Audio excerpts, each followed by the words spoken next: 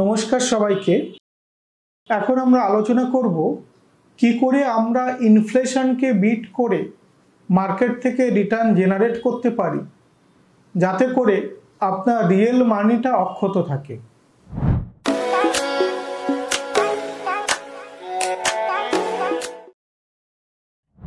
আমাদের দেশের শুরু থেকেই যদি আমরা একটা টেন্ডেন্সি লক্ষ্য করি, ইনফ্লেশন অর্থাৎ মুদ্রাস্ফীতি কেমনভাবে বাড়ছে, এর প্রেক্ষিতে অন অ্যান অ্যাভারেজ 5 to 6% এই রেটে প্রাইসের ইনক্রিজ হয়। এবার ব্যাংকে আপনি টাকা রাখছেন, টাকা রাখতে গিয়ে আপনি যদি দেখেন যে রিটার্ন আপনি পাচ্ছেন সেটাও 5 to 6%-এর কাছাকাছি, তাহলে আপনি কিন্তু দেশের যে মুদ্রাস্ফীতি বা ইনফ্লেশন সেটাকে আপনি বিট করতে পারছেন না।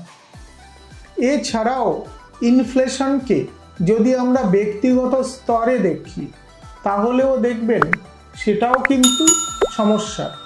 ধরা যাক কারো ইনকাম 10,000 টাকা, এই 10,000 টাকায় তাকে যদি সংসার চালাতে হয়, ঠিক 1 বছর পরে গিয়ে সেই 10,000 টাকায় কিন্তু তার সংসারটা চলবে না।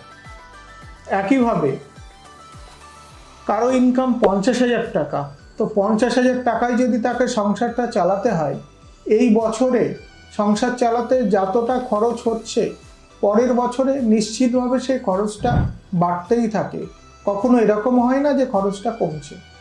সঞ্চয়ের ক্ষেত্রেও এটার দারুণ প্রভাব আছে।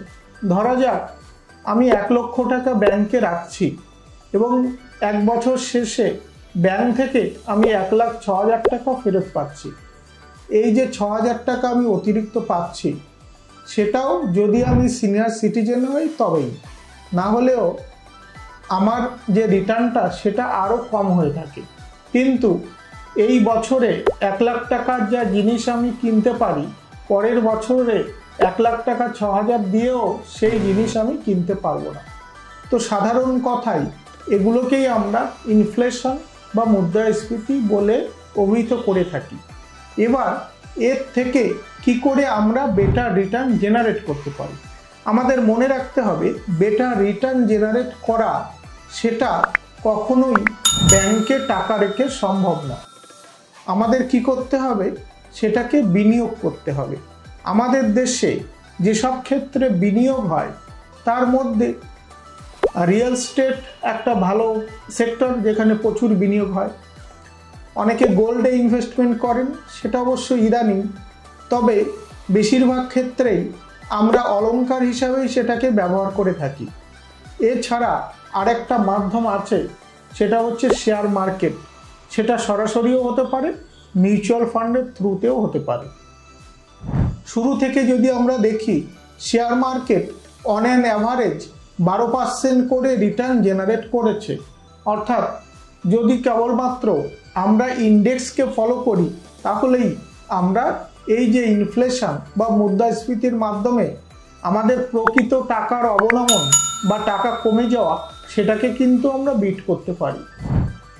তো এই যে খুব স্ট্রেট ওয়েতে 6% যে আমরা বেশি পাই ব্যাংকের থেকে শেয়ার মার্কেটে দীর্ঘকালীন ভিত্তিতে, সেটা ক্যাপচার করতে গেলে দুটো পথ হতে পারে। এক হচ্ছে সরাসরি শেয়ার মার্কেটে বিনিয়োগ করা, 2 হচ্ছে শেয়ার মার্কেটে বিনিয়োগ না করে আমরা মিউচুয়াল ফান্ডের মাধ্যমে বিনিয়োগ করতে পারি। তো মিউচুয়াল ফান্ডের মাধ্যমে বিনিয়োগের ক্ষেত্রে আবার দুটো রকম ফের আছে। সেই বিনিয়োগটা 2 রকম হতে পারে। একটা হচ্ছে এককালীন বিনিয়োগ, আর একটা হচ্ছে প্রত্যেক মাসে নির্দিষ্ট একটা অ্যামাউন্ট দিয়ে বিনিয়োগ করা। প্রত্যেক মাসে একটা করে নির্দিষ্ট অ্যামাউন্ট দিয়ে যদি আমরা বিনিয়োগ করি, সেটাকে এসআইপি বা সিস্টেমেটিক ইনভেস্টমেন্ট প্ল্যান বলা হয়। একইভাবে যদি এককালীন আমরা কোনো টাকা পেমেন্ট করি এবং তার মাধ্যমে বিনিয়োগ করি, সেটাকে লামসাম বলে অভিহিত করা হয়। তো মনে রাখবো, যখন যখন মার্কেট ক্রাশ করবে বা কোনো অনিশ্চয়তার কারণে বাজার ফল করবে, তখন আমরা লামসামের মাধ্যমে এককালীন ভিত্তিতে মিউচুয়াল ফান্ডে বিনিয়োগ করতে পারি। একইভাবে এসআইপির মাধ্যমে প্রতি মাসে নির্দিষ্ট পরিমাণ টাকা আমরা একটা বিনিয়োগ করতে পারি। তো যেটা ইম্পর্টেন্ট সেটা হচ্ছে বিনিয়োগ করা। এই বিনিয়োগ করার আরও কিছু প্ল্যান এবং পদ্ধতি আছে, যার উপর ভিত্তি করে এই বিনিয়োগগুলো আরও সুফল হয়ে থাকে। ধরা যাক কোনো একজন ব্যক্তি অবসর নিয়েছেন, তো অবসর যাপনের জন্য তাকে তার স্যালারি আর্নার যদি তিনি হন, একটা করে পেনশনের টাকা সাধারণত তিনি পেয়ে থাকেন এবং এককালীন কিছু টাকা পান। কিন্তু এককালীন যে টাকাটা পান সেই টাকা আর পেনশন যেটা পান সেইটাকে সম্মিলিতভাবে শেষ মাসে তিনি যে টাকাটা আর্ন করেছিলেন তার সমান অথবা তার বেশি যদি করতে হয়, তাহলে তাকে মিউচুয়াল ফান্ডের দিকে আসতেই হবে, এর অন্য কোনো বিকল্প নেই। তবে মনে রাখবেন, মিউচুয়াল ফান্ডে বিনিয়োগ বাজারগত ঝুঁকি সাপেক্ষ। এবার এই যে পন্থা, এই পন্থাকে SWP বলে আমরা অভিহিত করতে পারি, সিস্টেমেটিক উইথড্রল প্ল্যান। ধরা যাক আমার বয়স 60 বছর, আমি সবেমাত্র অবসর নিয়েছি এবং আমি যে প্রতিষ্ঠানে চাকরি করতাম সেখান থেকে অ্যাট এ টাইম আমি 50 লাখ টাকা পেয়েছি। তাহলে এই যে 50 লাখ টাকা আমি এককালীন ভিত্তিতে পেলাম, এটা এমনভাবে আমাকে বিনিয়োগ করতে হবে যেন এর থেকে আমি একটা রিটার্ন জেনারেট করতে পারি। একইভাবে যে প্রতিষ্ঠানে আমি চাকরি করতাম সেখান থেকেও আমি একটা পেনশন পাবো, সেই পেনশনটাও যৎসামান্য হবে। তো ন্যাচারালি আমাকে ব্যালেন্স করে চলতে হবে যাতে এখান থেকে আমি ভালো রিটার্ন জেনারেট করতে পারি, এবং কেবলমাত্র ভালো রিটার্ন জেনারেট করাই না, ভবিষ্যৎ প্রজন্মের জন্য যেন আমি ভালো কিছু রেখে যেতে পারি। তো যে টাকাটা আমি পেনশন পাবো, ধরে নিতে হবে সেটা আমার মেডিকেল এক্সপেন্সেসের জন্য এবং আরও সামান্য কিছু খরচ সেটা দিয়ে মেটানো যাবে। কিন্তু আমার সংসার চালানো এবং আমার যদি আরও কিছু লং টার্ম গোল থাকে, যেগুলো ধরুন বাইরে ঘুরতে যাওয়া, সন্তানের ম্যারেজ সেরিমনি, হায়ার এডুকেশন, সেইগুলো যদি আমাকে মেটাতে হয়, তাহলে এককালীন যে টাকাটা আমি পেয়েছি সেই টাকা থেকে কিছু অংশ চলে যাবে সেই পারপাস খরচ হতে। বাকি যে টাকা আমার কাছে পড়ে থাকবে সেখান থেকে আমাকে এমনভাবে টাকাটা জুডিশিয়াসলি ব্যবহার করতে হবে যেন রিটার্নটা বেশি হয়। এবার ধরুন আমার কাছে 40 লাখ টাকা পড়ে আছে, এই 40 লাখ টাকা থেকে আমি যদি 20 লাখ টাকা SWP বা সিস্টেমেটিক উইথড্রল প্ল্যানের মাধ্যমে মিউচুয়াল ফান্ডে বিনিয়োগ করি, তবে সেই 20 লাখ টাকা থেকে আমি প্রত্যেক মাসে 20,000 টাকা করে উইথড্র করতে পারি অ্যাজ পেনশন। অর্থাৎ আমি বলতে চাইছি প্রত্যেক মাসে আমি সেখান থেকে 20,000 টাকা করে পেনশন হিসাবে পেতে পারি। এই যে 20,000 টাকা পেনশন হিসাবে পেলাম বা তুলছি, তারপরেও যে আমার ফান্ডটা থাকছে সেই ফান্ডটা কিন্তু প্রত্যেক মাসে বা প্রত্যেকটা দিনে সেটা কিন্তু মার্কেটে বিনিয়োগ হচ্ছে, মার্কেটে রাখছে, এবং তার উপর ভিত্তি করে যদি দীর্ঘকালীন ভিত্তিতে আমরা প্ল্যান করি তাহলে তার থেকেও একটা নির্দিষ্ট সময় পরে বড় একটা ক্যাপিটাল আমার কাছে আসবে। কিন্তু আমি ধরুন ব্যাংকে MIS করলাম, মান্থলি ইনকাম স্কিমের মাধ্যমে 20 লাখ টাকা রাখলাম, সেক্ষেত্রে পার লাখে যদি আমি 600 টাকা পাই, তো ব্যাংক আমাকে 12,000 টাকা করেই পেমেন্ট করবে।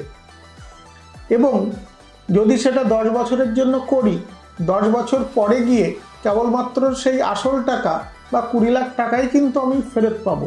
কিন্তু মিউচুয়াল ফান্ডের ক্ষেত্রে বিষয়টা এরকম হয় না। যদি আপনি দীর্ঘকাল ভিত্তিতে করে থাকেন তাহলে দেখবেন এখান থেকেও দীর্ঘকালীন ভিত্তিতে কেবলমাত্র আসল নয়, তার থেকেও অনেকটা বেশি আপনি রিটার্ন জেনারেট করতে পারছেন। তো এই যে বিষয়টা, এটাকে আমরা SWP বা সিস্টেমেটিক উইথড্রল প্ল্যান হিসাবে ঘোষণা করে থাকি।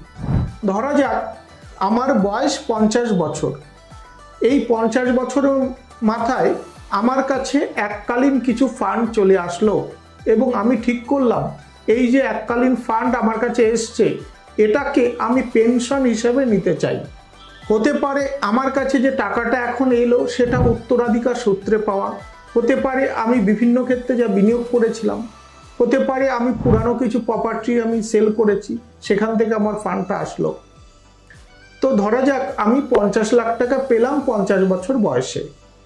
তো এই 50 লাখ টাকা যদি 50 বছর বয়সে পেয়ে থাকি, তাহলে আমাকে দেখতে হবে সেই টাকাটা যদি আমি পেনশন হিসেবে নিতে চাই, তাহলে আমি এইভাবে একটা প্ল্যান করি যাতে সেই 50 লাখ টাকাটা প্রত্যেক মাসে আমি 50,000 টাকা করে উইথড্র করব। এবং এখান থেকে প্ল্যানটা হবে আগামী 20 বছরের জন্য, অর্থাৎ 70 বছর পর্যন্ত। তাহলে 50 লাখ টাকা থেকে 70 বছর অবধি, অর্থাৎ 20 বছর অবধি যদি আমার প্ল্যানিং থাকে, তাহলে প্রত্যেক মাসে আমি 50,000 টাকা করে উইথড্র করছি। একইভাবে এই যে ফান্ডটা আমি উইথড্র করছি, এর পরেও আমার কাছে যে ফান্ড পড়ে থাকছে সেটা থেকেও একটা গ্রোথ হচ্ছে, এবং 20 বছর পর এককালীন আমি দীর্ঘ একটা বড় ফান্ড এখান থেকে রিটার্ন পেতে পারি। বড় ফান্ড যে আমি রিটার্ন পেতে পারি সেটা কেমন হয়ে যায় একটু দেখে নিই। এতক্ষণ যে কথাগুলো আমি বললাম সেটা যদি ভালো লেগে থাকে পুরো ভিডিওটা দেখুন, কেননা এখানকার প্রত্যেকটা কথাই খুব ইম্পর্টেন্ট। দরকার হলে বারবার শুনুন, নোটস নিন এবং আমাদের স্ক্রিনে দেওয়া নম্বরে যোগাযোগ করুন আপনার সঠিক সিদ্ধান্ত গ্রহণ করার জন্য। যাদের কাছে ভিডিওটি গুরুত্বপূর্ণ মনে হতে পারে তাদের কাছে এটা পৌঁছে দিন। আপনার একটা শেয়ার হয়তো আপনার পকেট থেকে একটা পয়সা নষ্ট হবে না, কিন্তু আপনার এই একটা শেয়ার হয়তো কারো জীবন বদলে দিতে পারে। হয়তো আর্থিকভাবে খুব খারাপ অবস্থাতে থাকা কোনো ফ্যামিলি এর মাধ্যম দিয়ে একটা নতুন দিগন্ত খুঁজে নিতে পারে।